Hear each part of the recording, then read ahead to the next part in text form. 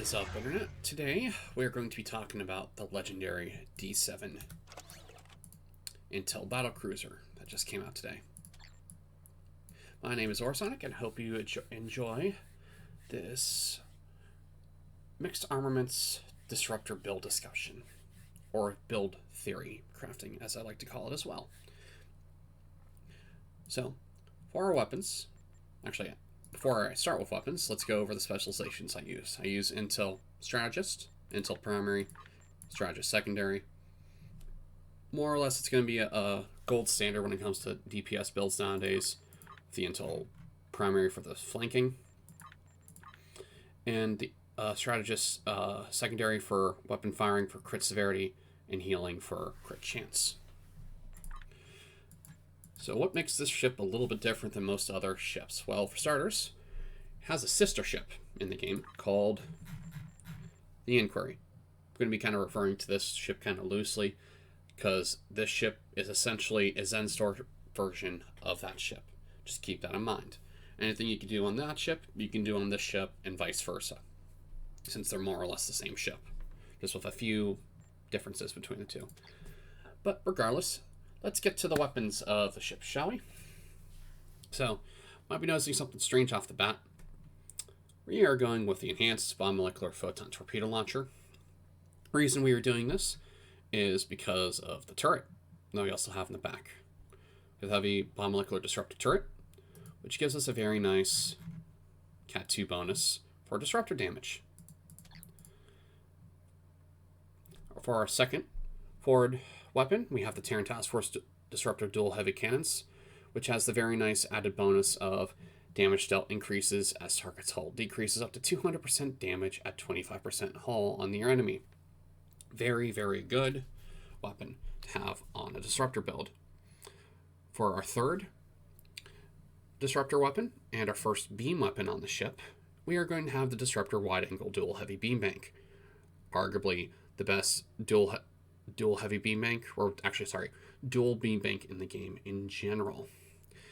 Critical strikes add a Cat 2 bonus from 1% increments up to 20% for 20 seconds.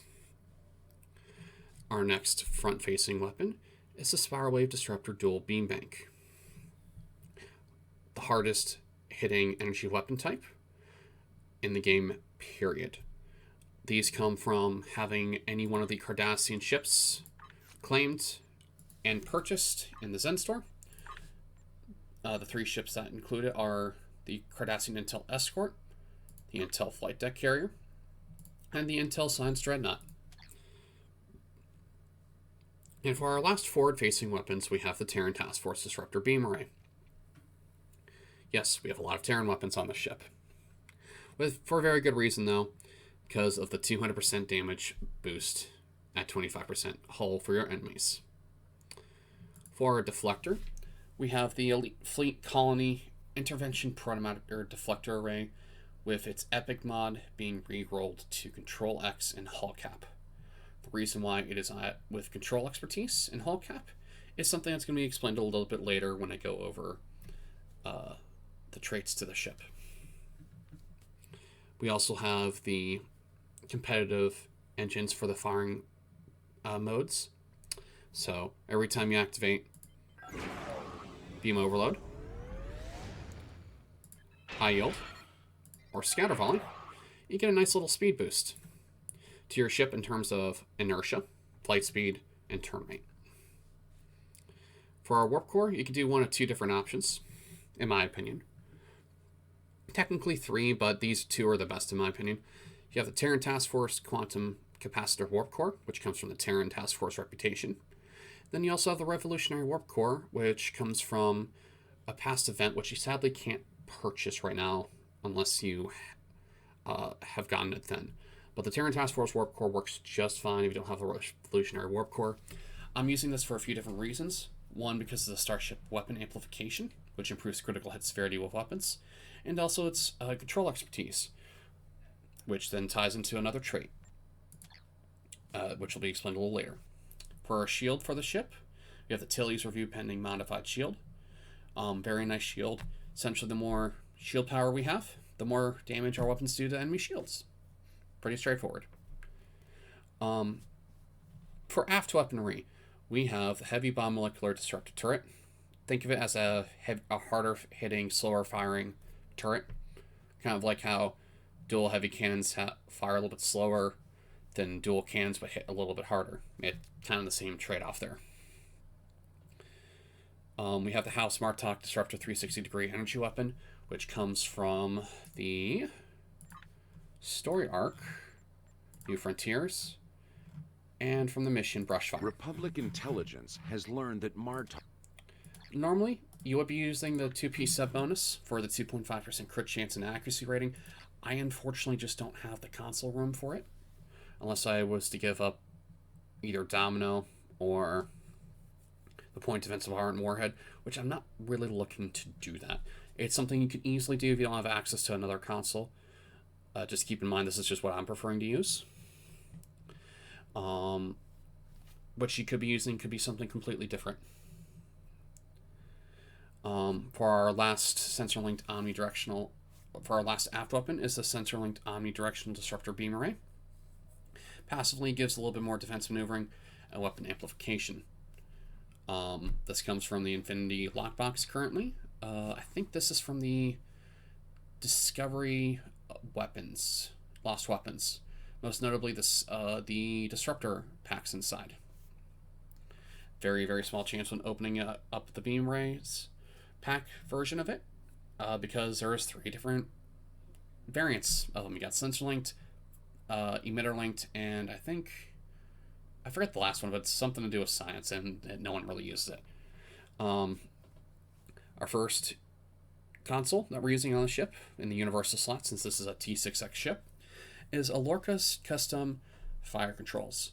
Get a little bit more crit chance, a 3.9% boost to be exact, 7.9 weapon power setting, which means our weapons have a little bit more power in them. And a good chunk of Starship shield penetration for Starship weapons. We're using this because of the 2-piece bonus with the dual heavy beam bank, which on crit, plus 1% critical severity buff for 20 seconds, stacks up to 25 times. So essentially, with when you crit enough, you get a 25% crit severity bonus for free, essentially, just for having the 2 weapons. Our first engineering console is going to be Ultimate Modified Storm Processor. This comes from the Lobby store. Has 3 passives. I'll get to the first one momentarily, but it gives us a plus 3.9% critical chance, a plus 35 accuracy rating. It gives us an ultimate drone, who I affectionately called Bob, who does absolutely nothing.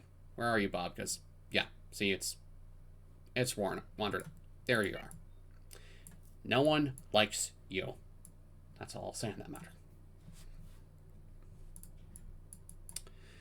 Our next engineering console is going to be the binaural infusion circuits, which gives us hull capacity, so a little bit more Starship maximum hit points, a little more control expertise to help us resist control effects, and a plus 26.2% critical severity boost. This also comes from the Lobby store as well as the Ultimate Swarm Processor. So expect to be spending a little bit of Lobby if you want to kind of replicate this build on a one-to-one basis.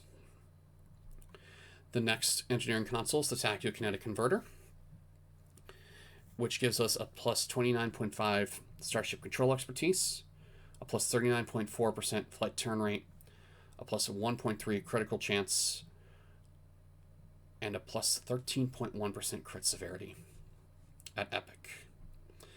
The reason why we're stacking so much control expertise, as well as the simulator module, I might as well say it now since we're going to go over control expertise a lot, but just keep in mind we're feeding it all into Fragment of AI tech, which gives us a little bit more control expertise and a little bit more energy weapon damage.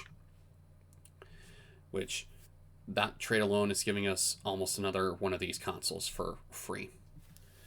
The next engineering console we're using is the Domino console, which comes from the Bajoran Interceptor, which, if you missed the event for it, or a newer player, it comes from the Epic version, the Epic prize pack of the Phoenix tokens. It's the console that comes off that ship. Very good activatable, as well as passive, plus 20 accuracy rating, and a plus 15% phaser damage boost, which may not we're not using any phaser weapons. You're really using this for the clicky, which is really good for energy weapon builds, as well as accuracy rating, because accuracy with energy weapons actually does matter, and there's a whole very complicated accuracy overcapping for more crit chance and crit severity, but that's a whole other video. The activatable, when you activate it for 10 seconds, you get a 25% firing cycle haste for energy weapons, plus 25% bonus all damage, plus 25% recharge speed for bridge officer abilities, and a plus 100% recharge speed for torpedo weapons. If you defeat a foe with this effect active, you get a plus 2-second duration to all effects. May occur 10 times for a total of 20 seconds. So in total, you can have this buff up for about 30 seconds, which is massive for this buff. The next console, which may or may not be the best console in the entire game, is a dynamic power redistributor module. This comes from the original series prototype Dreadnought, otherwise known as the Atlas. This gives a plus 11.3 all damage resistance rating, a plus 19% directed energy damage, and with its activatable to self for 20 seconds, you get a plus 40% bonus damage while above 80% hull, plus 100% bonus damage resistance rating, and a plus 500% hull regen. This console has 2-minute recharge time, which is the one downside to most universal consoles, is they all have a 2-minute recharge time. However, when you activate this, per second, you get about 5%, if not higher, of your hull back. That's how crazy the hull regen gets on this ship. Hence why the bonus damage is restricted to 80% hull, because it will heal you past it. And it's a very good, oh crap button, I'm about to die, let's hit this. And then it just slowly builds you back up to full while taking enemy fire, and everything is all nice and dandy.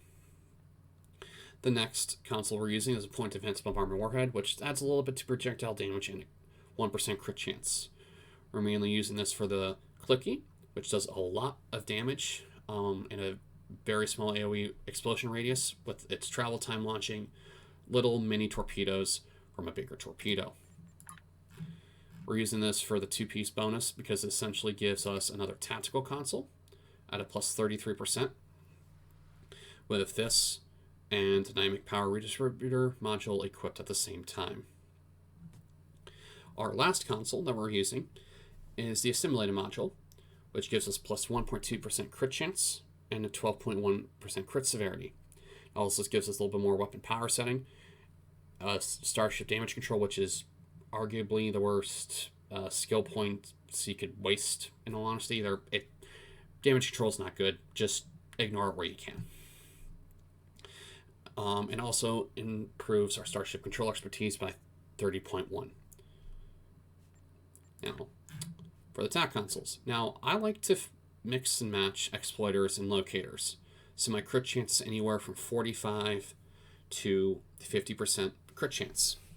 Don't fret if yours is not that high. When you're just starting out for the game, it takes a while to build up to the ridiculous crit chance and crit severity numbers.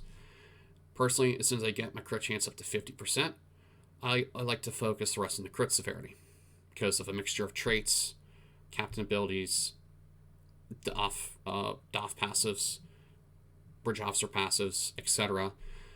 You can get crit chance to like 90 to 100% very easily. And every time you crit, your crit severity just adds massive amounts of damage to your weapons. Hence why I have a 3-to-1 split of locators and exploiters on this build. Now for the traits. Since this is a TAC character, I have a good day to die on here, which allows go down fighting to be used whenever you want, which go down fighting is a plus 50% bonus all damage, which increases with hull loss, and you also get more damage resistance rating as your health gets lower. You get the next personal space trait is adaptive offense, which you gain 2.7% crit chance, which then, as you critically strike, it then feeds into 9% crit severity. Our next personal space trait is Context is for Kings. So each second while in combat, This stacks up to 10 times. If you did take damage in the past second, +3 all damage resistance rating for 10 seconds. If you did not take damage in the past second, +1% bonus all damage for 10 seconds. A very good trait whether you're tanking or doing damage, because it does everything. Either you tank and get more things, or more damage resistance, or you gain more damage to kill things quicker. Our next trait is going to be Fleet Coordinator. This can be replaced with something else, but when you're going into team content, you're going to want to have this because a +10 bonus all damage boost is very nice to have. And this also counts yourself, so you can use it in solo content if you have nothing better to put there. It's a very good trait that you get for free at the beginning of the game. Now the next trait is why we're funneling so much into control expertise. This gives us +50 starship control expertise, which helps our resistances to control effects. Also, if you're happen to be using an energy weapon ship, direct energy weapon ship with a Gravwell, it also helps boost the control effect of that as well. Now, every 10 points in control expertise adds a 0.1% to energy weapon damage. Since I've got 29.4, it means I have got the exact math, but I have 292 control expertise, so about 290 essentially for that. Very good trait. A little pricey because the lockbox you can only get it from is the Red Angel lockbox, which they've not added that into the Infinity box for whatever reason, unfortunately. And it's the same thing with its other space trait from that box, which is Intel Agent Attaché, which reduces your cooldowns on your captain abilities, such as Attack Power and Alpha, Go Down Fighting, Sub-Nuke for Science. I forget the engineering ones because I don't really mess around with engineering captains. But anything that doesn't get boosted by other sources, this reduces it. And that's the only way I've seen to reduce captain ability recharge. Innocuous, really good trait from the get-go. +5% crit severity and a massive threat generation reduction to your weapons as well. Because the more damage you output, the more threat you deal. Tanks rely on adding threat generation multipliers onto their weapons to gain threat.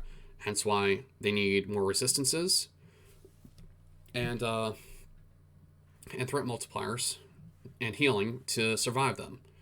Because they want to get beat on. You don't.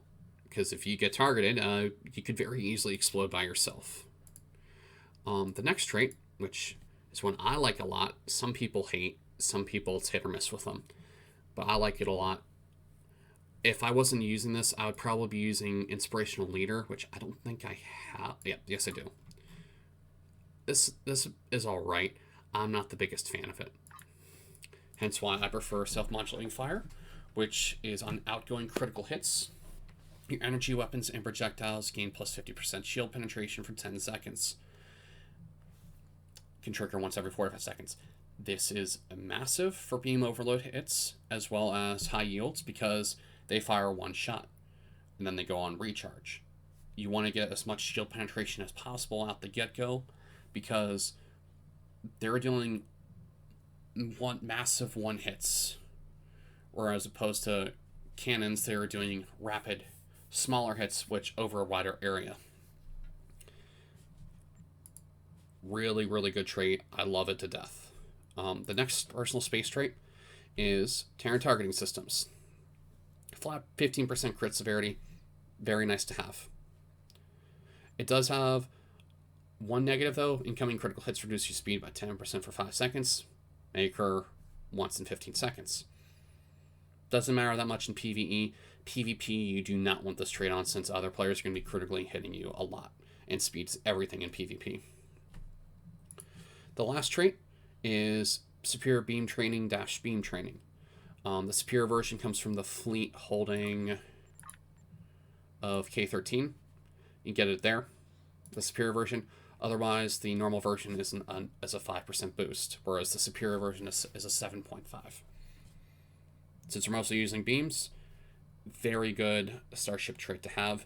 I could easily put this over Self-Modulating Fire since I am using 2 cannons, I just prefer having the additional shield penetration over the cannons, because since this is mostly a beam boat, and you're mainly using the cannons for AoE effect, large AoE effect damage, and mixed armaments synergy, bridge officer power. For the starship traits, we're using emergency weapon cycle. Upon activating emergency power weapons, which we have an emergency power weapons 1 in the build, all of our weapons get a minus 50% weapon power cost for 30 seconds, and a 20% firing cycle haste for energy weapons for 30 seconds. Very good trait. This comes off the Arbiter out of the Zen store, as well as the KDF and Romulan variants as well.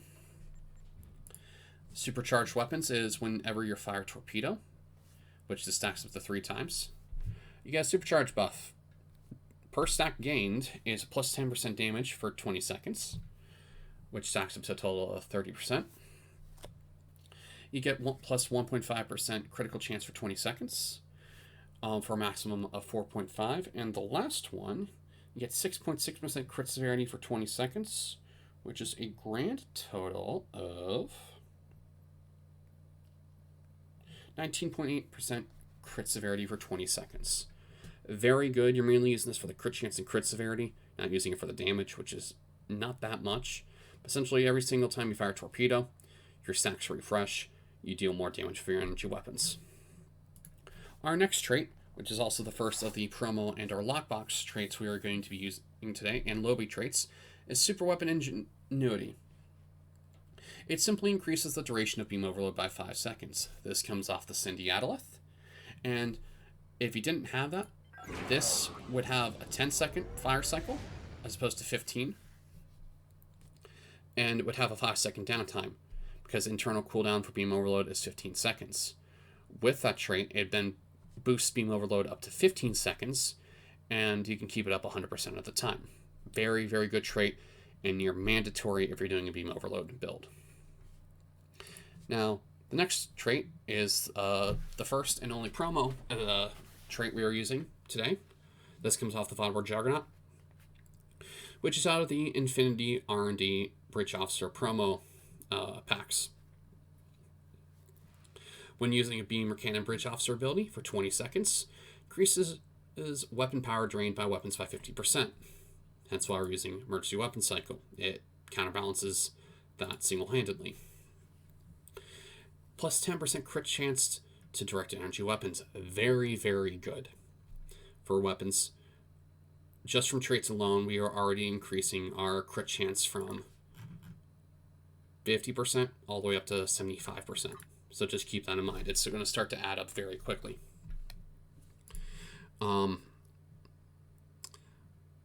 We also get a plus 50 accuracy rating. Since we're also using a Scatter Volley 1, our cannon attacks have a 50 reduced accuracy rating built into them. This helps cancel that, so that way our weapons are always hitting their target.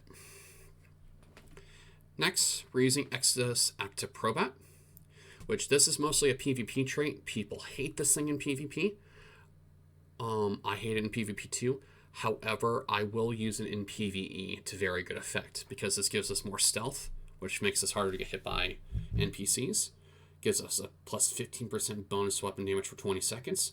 Now it's more Starship Control expertise, which feeds back into Fragment of AI tech, which essentially caps it out. If I was to do this with Intel Team, and it maxes it out at 30%. This is also why we're using Intel Team 1 to help reduce our threat generation even more with innocuous than this, as well as targeting stealth, which means enemies can't hit us, and this is also why we're using override subsystem safeties for maximum power for our shield for the Tillies, as well as overcapping weapons, so beam overload shots don't deplete this as easily. This procs off of whenever using an intel ability or jam sensors. Very, very good trait. This comes off the Section 31 Science Destroyer, which is a lockbox ship. If you're on a KDF side, you do have an option of purchasing this as a separate box.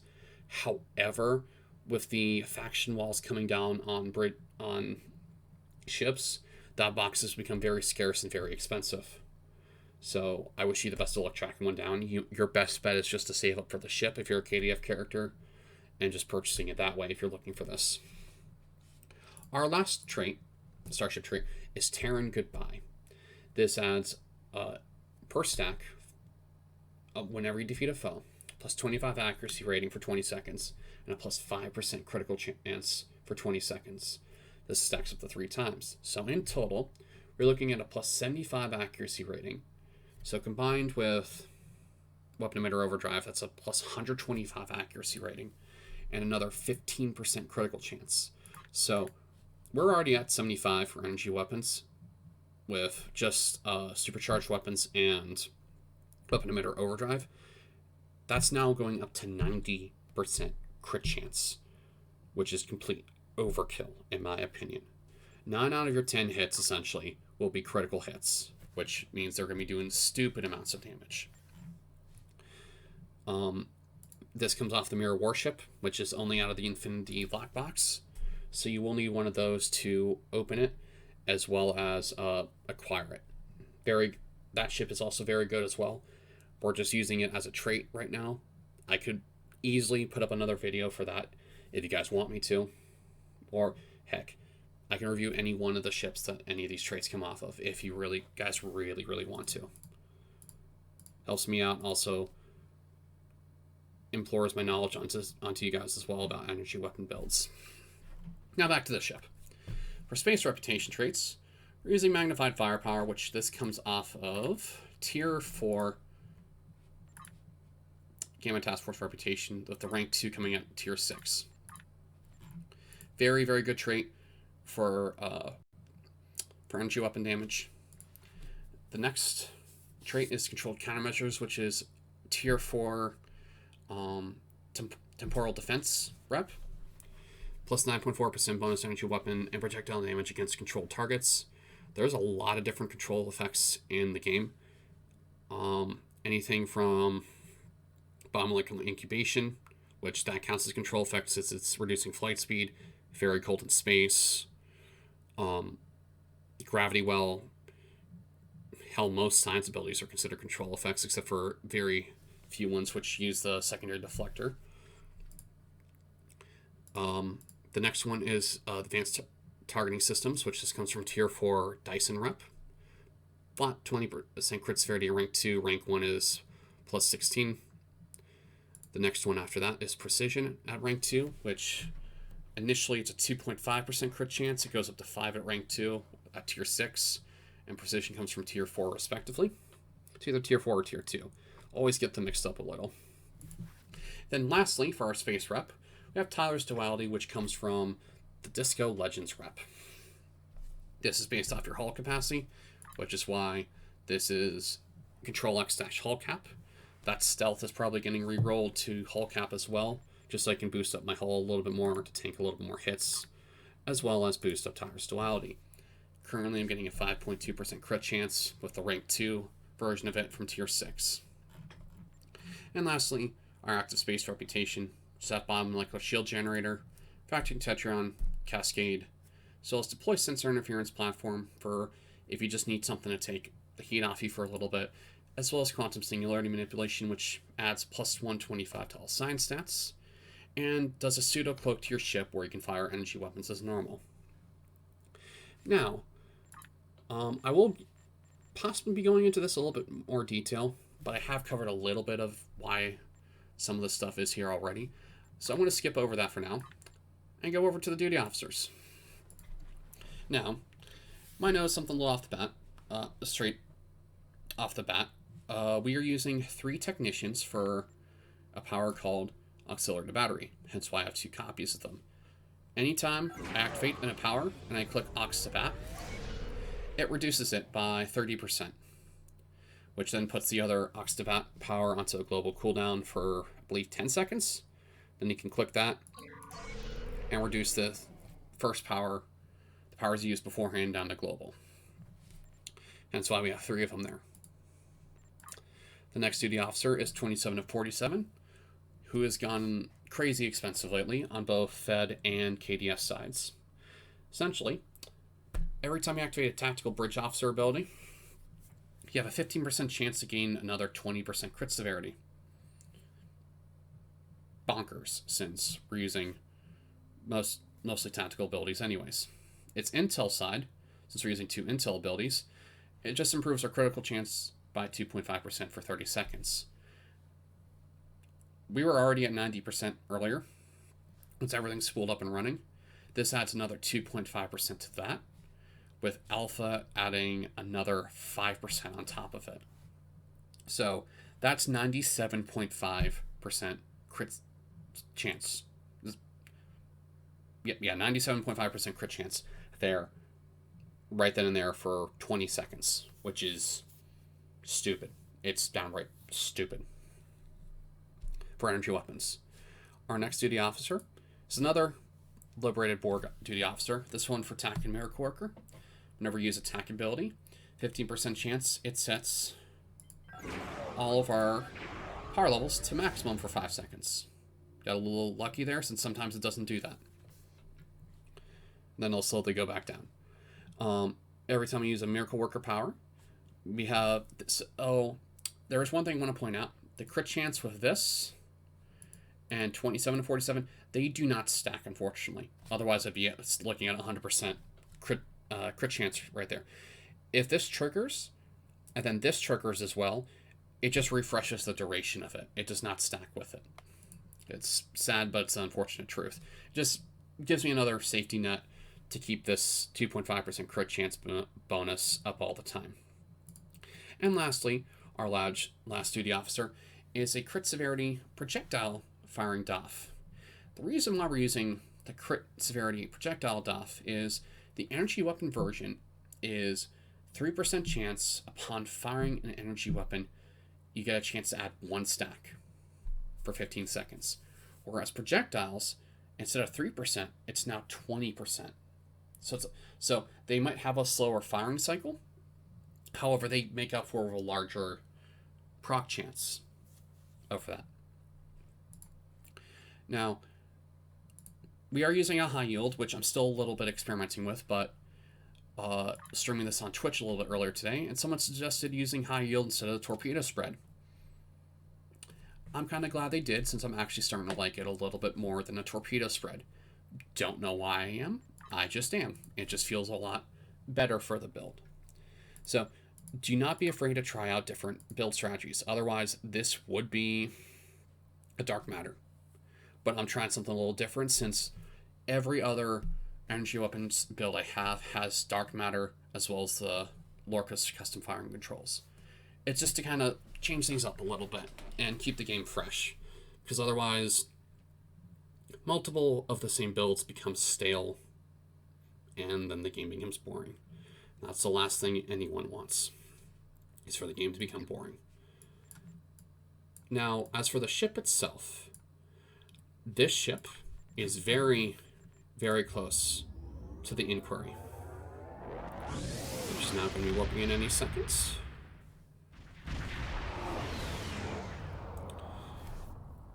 Now, one quick thing. This is going to be a phaser version of that ship. Everything else is near identical, except for the override of System Safeties 3, because I have an attack pattern beta in place of a torpedo spread or high yield. But everything else is more or less the same, except instead of having 2 oxymats, I have a photonic officer. But when I say the D7 is very similar to the Inquiry, I'm not joking. This is 136,000 hull versus 126,000.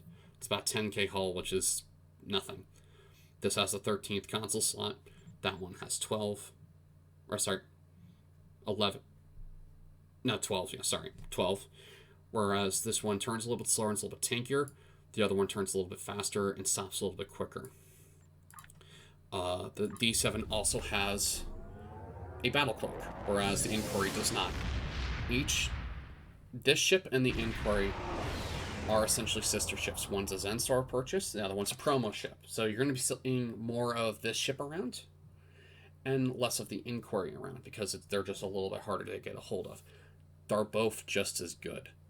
So even though You might see more of these around in the Inquiry.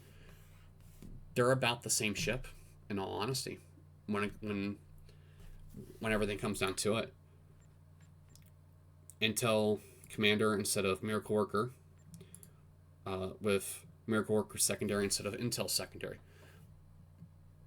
They are essentially identical ships, in my opinion. And I hope everyone else can see this too and get this wonderful ship as is, because this is arguably the best Zen Store ship the game has ever released. There, I said it. This is arguably the best Zen Store purchase you could do if you're looking for a very powerful ship to do any sort of energy weapon build on. More so than any one of these ships, this thing will blow them out of the water. And whereas the Inquiry is a very good ship, this will fly, not in terms of power, but in terms of flight speed. This will fly circles around the Inquiry because it's got tighter turn radius, a little bit quicker, everything. Also, I think they're about the same size too. I could be mistaken because, well, the D7's kind of tiny. No offense to anyone or any D7 lovers out there. This is a tiny ship compared to some of the other ships in the game. And with that, the build discussions kind of come to an end, or build show and tell. I guess it's more of a show and tell. I hope this is an enlightening video for you guys, and you've come away with some knowledge. If you have any questions, leave them in the comments below. Don't forget to hit the subscribe button to see more build ideas for this. You might even see stuff for other games too, since Star Trek Online's not my only game. I play Destiny 2 as well as Redout, so you might be seeing some of those videos pop up too. I'm going to be honest with you guys there about that. But if you have any questions about anything in terms of what Zen Store ship should I get first, anything, I don't mind answering, because my responses might surprise some people, but I'm open to pretty much about anything. So yeah, this is Horisonic. This has been the legendary D7 ship review / show and tell build. May the RNG gods guide you, and you all have a wonderful rest of your day.